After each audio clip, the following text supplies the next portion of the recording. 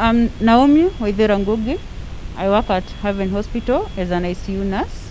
And briefly, I would like to explain what it means with an ICU setup for a COVID-19 patient.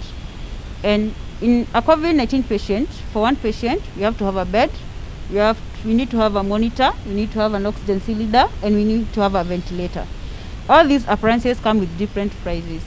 For the monitor, it's around 150 to 250,000. For the ventilator, it's around 3 to 4 million. For the bed, it's around 150 to 250,000. And also for the gas cylinder, it's refilled daily. And you can't have just one cylinder beside the patient. You have to have like 5 cylinders. Because when one gets done, you don't keep rushing outside to get another cylinder. So you get all these things. If you combine the prices, it's too much expensive.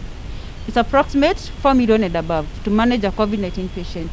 And despite the appliances, because there are also other appliances that are not here, because the more the patient deteriorates, that's when we come in with other appliances, then they are all expensive. So apart from the appliances, with the COVID-19 for just one patient, we have the medical professionals that attend this patient.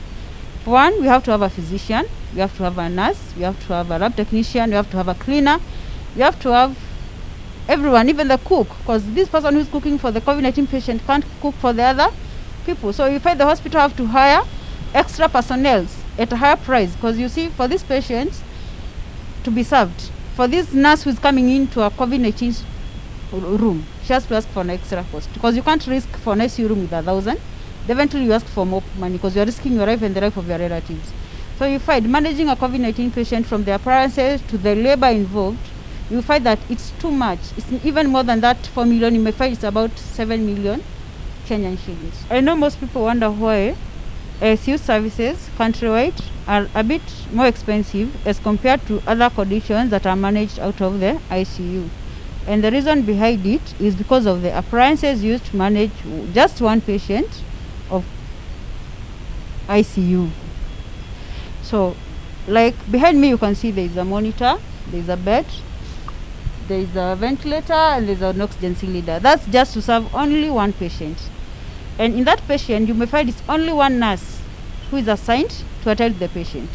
So you can imagine a scenario where you have like 10 patients. So you have to have 10 nurses, because this person needs a nurse bedside, because the situation can deteriorate when the nurse is serving another patient. So you see that the labor is expensive. Also, more staffs are needed, and the more staff are needed, the more the money is spent to manage a patient in ICU. Cumulatively, to set up a one ICU unit in Kenya, it will cost you around 4 million and above for just one patient. And that explains to you why in Kenya ICU services are a bit expensive as compared to the other countries.